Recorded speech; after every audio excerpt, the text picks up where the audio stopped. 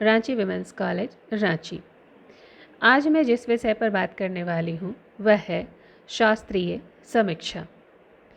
समीक्षा के कई रूपों में यह एक रूप है।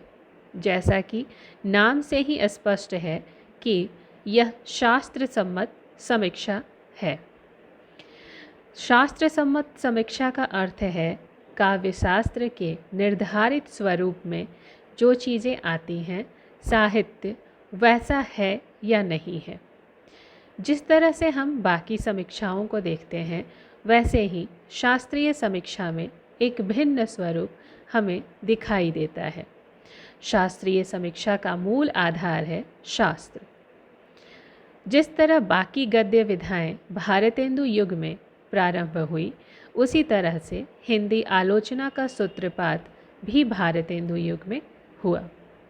धीरे धीरे उसमें निखार आता गया, परिष्कार आता गया और जो रचनाएं परिचयात्मक थी, साधारण कोटि की थी, फिर उनमें बेहतरीन चीज़ें नज़र आने लगी। परंपरागत साहित्य भी बदला और समीक्षा की पद्धति भी बदली। हिंदी भाषा और साहित्य के विकास परिष्कार के साथ साथ आलोचना का भी परिष्कार हमें दिखता है। शास्त्रीय आलोचना में भी कई तरह के परिवर्तन धीरे धीरे आए। रीतिकालीन लक्षण ग्रंथों में जो हम देखते हैं कि पूरी तरह शास्त्रीय आलोचना का यहाँ पर समन्वय किया गया है। अनेक विद्वानों ने इस युग में काव्य शास्त्रीय ग्रंथों की रचना करके शास्त्रीय एवं सैद्धांतिक समीक्षा को परिपुष्ट किया था। कई तरह के प्राचीन सिद्धांतों के परिपोषण और विवेचन के साथ ही इस युग का जो सैद्धांतिक और शास्त्रीय आलोचना का वर्ग था वह पुष्ट हुआ। इस काल में कई पत्रिकाएं भी शामिल हुई और उन पत्रिकाओं ने आलोचना को एक दिशा प्रदान की। आलोचना को विशेष प्रगति इन पत्रिकाओं ने ही दिया और ऐसा मार्ग निकला जिससे प्राचीन सिद्धांतों के आलोक में हिंदी कवियों की व्यावहारिक समीक्षा की गई। यह शास्त्रीय आलोचना के भीतर जन्म लेने वाली वह व्यावहारिक समीक्षा थी जिसमें गुण, दोष, विवेचन और बड़ा छोटा सिद्ध करने की प्रवृत्ति अधिक थी। जीवन और समाज के व्यापक संदर्भों में साहित्य को समझने की कोशिश इस समय कम की गई। धीरे धीरे आलोचना की नवीन व्यवहारिक पद्धति सामने आई और धीरे धीरे शास्त्रीय समीक्षा परिपुष्ट हुई। शास्त्रीय आलोचना में साहित्य समालोचना का मार्ग धीरे धीरे प्रशस्त हुआ और कई पत्रिकाएं सामने आईं। नागरी प्रचारणी पत्रिका, सरस्वती, समालोचक, इंदु, माधुरी जैसी पत्रिकाओं ने शास्त्रीय आलोचना को धीरे धीरे विकसित किया। उन्होंने ज्ञान, सत्य, प्रीति, शांत स्वभाव, सहृदयता को भी शास्त्रीय आलोचना में शामिल किया। सत्य से प्रीति जो यहाँ आलोचकों ने दिखाना चाहा, जिसके कारण लोगों ने साहित्य को ज़्यादा महत्व दिया। धीरे धीरे व्यवहारिक रूप से यह समीक्षा ज़्यादा विकसित हुई और शुक्ल जी की आलोचना की यह पद्धति भी आगे जाकर विशेष चर्चा का विषय बनी। इस समय में हिंदी आलोचना की विभिन्न पद्धतियाँ भी विकसित होने लगी, लेकिन शास्त्रीय आलोचना उनमें सबसे ज़्यादा पसंद की जा रही थी क्योंकि देश और समाज के परिप्रेक्ष्य में यह साहित्य की उपयोगिता और मूल्यवत्ता को परखने की प्रवृत्ति विकसित करने वाली आलोचना थी। इसमें सैद्धांतिक बात भी थी और व्यवहारिक समीक्षा भी। यह इसको विकसित करना आलोचना के प्रशस्त पथ को और ज़्यादा प्रशस्त करना था।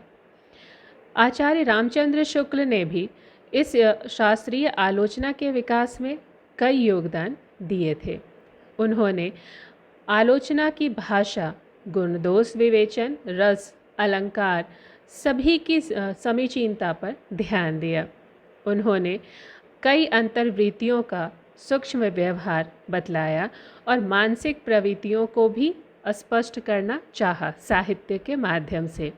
उन्होंने व्यावहारिक रूप से इस आलोचना को कई गुण दोषों से मुक्त किया और लोगों का ध्यान उसके गुणों की ओर आकृष्ट किया। शुक्ल जी एक गंभीर अध्ययन करने वाले माने जाते थे। वह वस्तुनिष्ठ विवेचन करने वाले माने जाते थे। संवेदनशील हृदय और प्रखर बौद्धिकता का सामंजस्य उनमें दिखता था। इसलिए आलोचना के लिए आचार्य रामचंद्र शुक्ल का नाम एक मील का पत्थर है। उन्होंने एक अपने विशिष्ट व्यक्तित्व को आलोचना में भी जाहिर रखा। उन्होंने कई सूत्रात्मक निष्कर्ष और आलोचना के नए मानदंड प्रस्तुत किए। उनकी समीक्षा शक्ति और साहित्य में गहरी पैठ के प्रमाण है कि शास्त्रीय समीक्षा में उनका पांडित्य, मौलिकता और सूक्ष्म पर्यवेक्षण पग पग पर दिखाई पड़ता है। हिंदी की सैद्धांतिक आलोचना को परिचय और सामान्य विवेचन के धरातल से उठाकर गंभीर मूल्यांकन और व्यवहारिक सिद्धांत उन्होंने प्रदान किया। सूर, तुलसी, जायसी संबंधी उनकी आलोचनाएं सैद्धांतिक आलोचना यानी शास्त्रीय आलोचना का प्रतिमान बनी हुई हैं। आचार्य रामचंद्र शुक्ल को लोकवादी समीक्षक माना जाता है। लोक मंगल, लोक धर्म, लोक मर्यादा, इन सबको केंद्र में रखकर वह साहित्य की रचना करते थे। उन्होंने आलोचना के केंद्र में साहित्य को रखा। उसके अलावा उन्होंने कहीं भी इधर उधर कहीं तलाश नहीं की। उनकी समीक्षा सिद्धांत पद्धति जो थी वह कविता या साहित्य के प्रतिमान पर ही निर्मित हुई थी। शुक्ल जी का आलोचक व्यक्तित्व संपूर्ण निखार पर था और साथ ही शास्त्रीय आलोचना भी।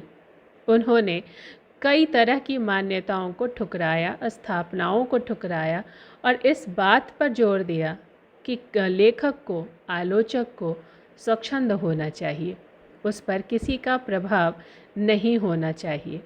उन्होंने कई चीज़ों पर विशेष प्रभाव रखा, खासकर निबंध और आलोचना पर। द्विवेदी युग में हिंदी में शास्त्रीय और सैद्धांतिक समीक्षा का विकास दो रूपों में हुआ। कुछ आलोचकों ने रीतिकालीन लक्षण ग्रंथों की परंपरा में विवेचनापूर्ण लक्षण ग्रंथों की रचना की और कुछ ने संस्कृत एवं पाश्चात्य काव्यशास्त्र के सिद्धांतों का समन्वय करके नए सिद्धांत ग्रंथों का निर्माण किया। आचार्य शुक्ल के बाद नवीन लक्षण ग्रंथों की रचना नहीं की गई, परंतु भारतीय एवं पाश्चात्य सिद्धांत ग्रंथों के अनुवाद और उनके आधार पर नए सिद्धांतों की स्थापना का कार्य जरूर हुआ। काव्यादर्श जो दंडी का लिखा हुआ है, वामन का लिखा हुआ काव्यालंकार सूत्र, ध्वन्यालोक आनंदवर्धन ने लिखा, वक्रोक्ति जीवितम कुंतक की लिखी रचना है, काव्य प्रकाश मम्मट की रचना है। इन सब के साथ अरस्तु के पोएटिक्स, लॉन्जाइनस के ऑन द सबलाइम और हॉरेस के आर्स पोएटिका के अनुवादों ने हिंदी की शास्त्रीय समीक्षा को समृद्ध किया और हिंदी आलोचकों को भारतीय एवं पाश्चात्य साहित्य दृष्टियों के समन्वय से नई साहित्य दृष्टि के निर्माण में सहयोग प्रदान किया। इस समन्वित दृष्टि से लिखे गए ग्रंथों में राम कुमार वर्मा का साहित्य शास्त्र, भागीरथ मिश्र का काव्य शास्त्र, सीताराम चतुर्वेदी का समीक्षा शास्त्र, नंदुलारे वाजपेयी का नया साहित्य, नए प्रश्न आदि है। इन सभी ग्रंथों में पाश्चात्य काव्य सिद्धांतों का भी स्वतंत्र रूप से विवेचन किया गया है। पाश्चात्य साहित्य लोचन के सिद्धांत लीलाधर गुप्त की रचना है। रोमांटिक साहित्य शास्त्र देवराज उपाध्याय की रचना है। पाश्चात्य साहित्य लोचन और हिंदी पर उसका प्रभाव रविंद्र सहाय वर्मा की रचना है। पाश्चात्य काव्यशास्त्र डॉक्टर केशरी नारायण शुक्ल की रचना है। इन ग्रंथों के विषय में डॉक्टर रामचंद्र तिवारी का यह निष्कर्ष सही है कि यह सब कुछ होने पर भी काव्य शास्त्रीय ग्रंथों का जैसा गंभीर, तात्विक, मर्मग्राही एवं संश्लिष्ट विवेचन आचार्य रामचंद्र शुक्ल ने किया है, उसका अभाव बना हुआ है। इन सभी ग्रंथों में सामग्री उपस्थित की गई है, लेकिन तत्व का विवेचन नहीं किया गया है।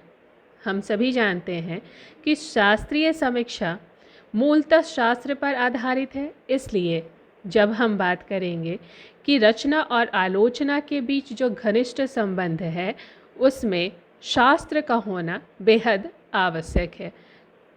काव्य शास्त्र या साहित्य के शास्त्र पर आधारित रचनाएं ही शास्त्रीय समीक्षा या शास्त्रीय आलोचना में समीचीन मानी जाती हैं। धन्यवाद।